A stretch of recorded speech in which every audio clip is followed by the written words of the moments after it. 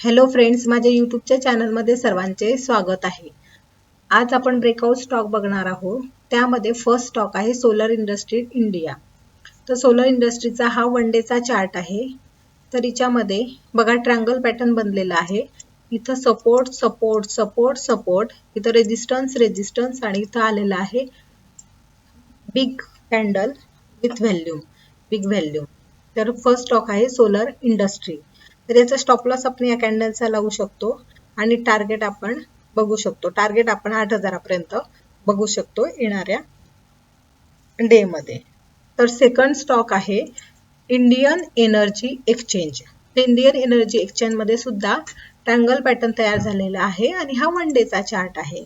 तर यामध्ये सुद्धा बघा हा सपोर्ट सपोर्ट सपोर्ट सपोर्ट आणि हा रेजिस्टन्स रेजिस्टन्स आणि इथं आलेला आहे ब्रेकआउट ब्रेकआउट। हे बघा व्हॅल्यूमच्या कॅन्डल सुद्धा वाढत गेलेल्या आहे।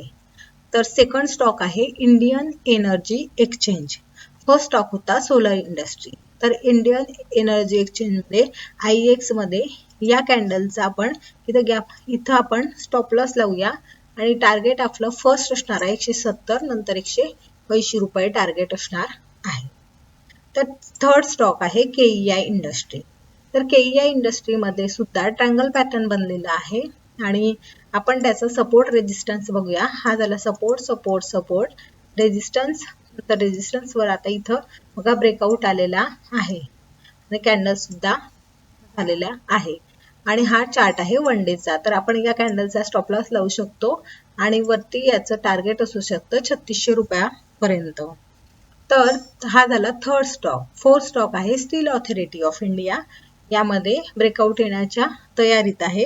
ब्रेकआउट बघा इथं support support support support support, इथं छान असे पॅटर्न बनलेलं होतं मॉर्निंग स्टार आणि इथं बघा रेजिस्टन्स रेजिस्टन्स हा क्रॉस केल्यानंतर हा स्टॉक 160 रुपयापर्यंत जाईल।